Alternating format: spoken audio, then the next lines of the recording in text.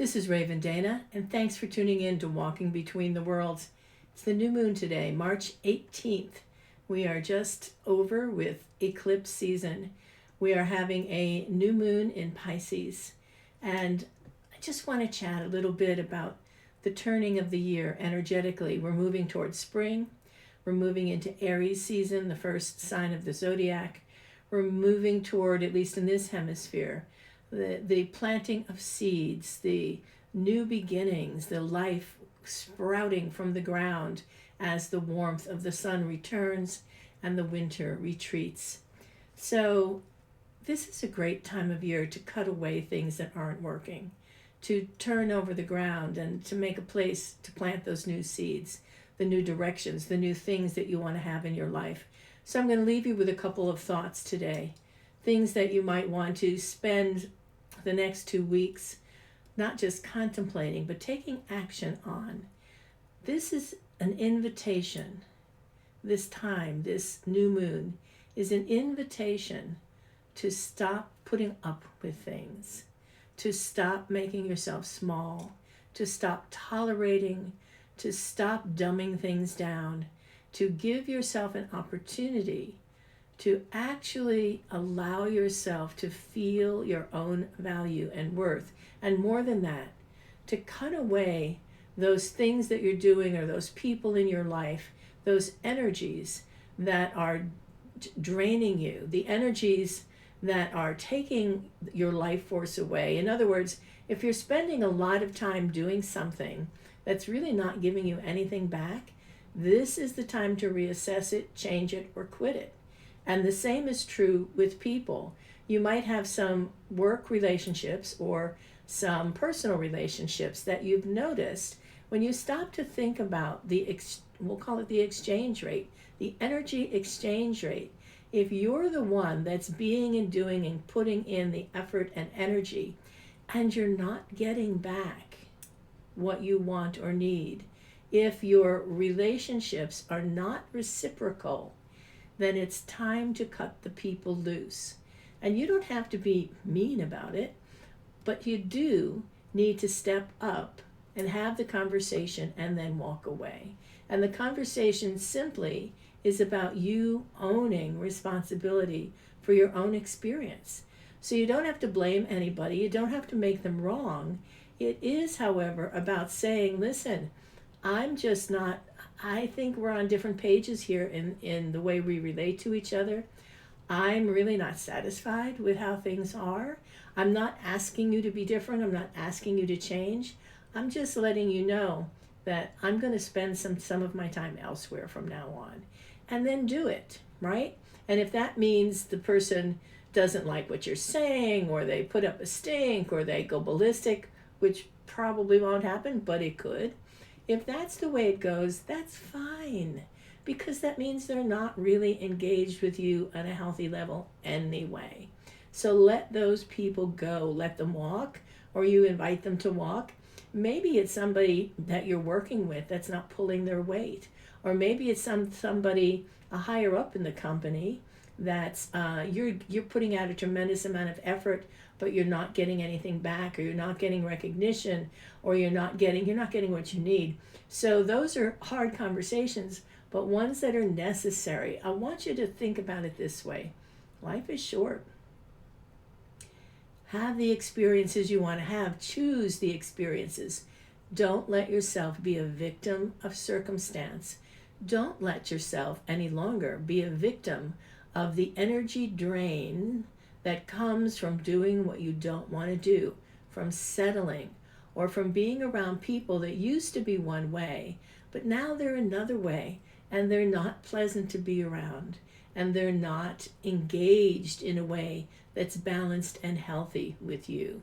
If you are the go-to person, if you're the junk drawer that everybody pulls open and finds what they need and then they walk away, and inside that drawer everything's still a mess, if you're that person, then it's time for you to say stop.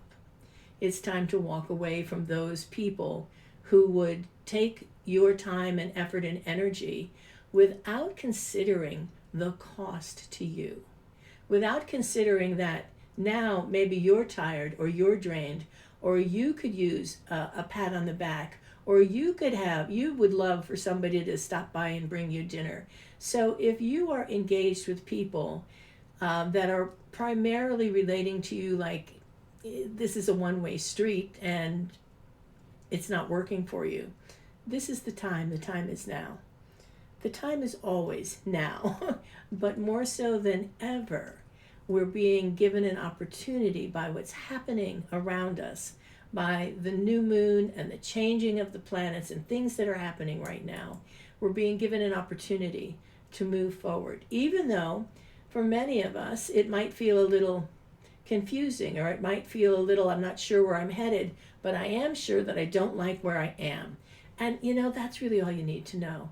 If you don't like what you're doing or how you're doing it, take that next step. Make that change start somewhere, somehow. Spin your life in a bit of a new direction.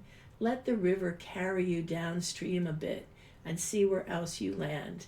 And don't get caught in that old story. Well, the devil you know is better than the devil you don't know. No, that's just a story that we tell ourselves to stay stuck, to keep doing the things that we don't enjoy because we're afraid of what might happen if we reject those things or those people.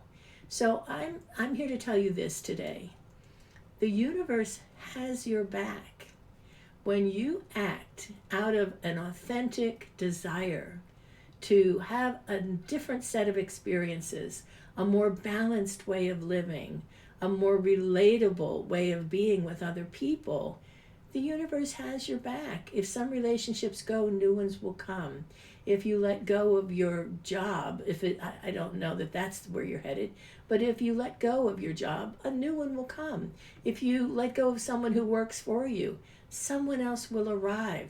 This is an opportunity to stop settling. And that's mostly what I want to say to you today. Energy works like everything else. If you want a new couch, you got to get rid of the old one.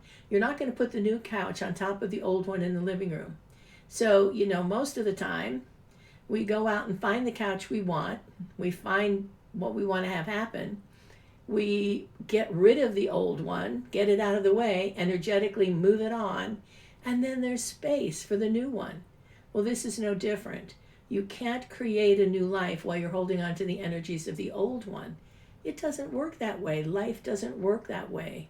But please rest assured that if you actually cut things loose that are not working for you, you will get back what you need.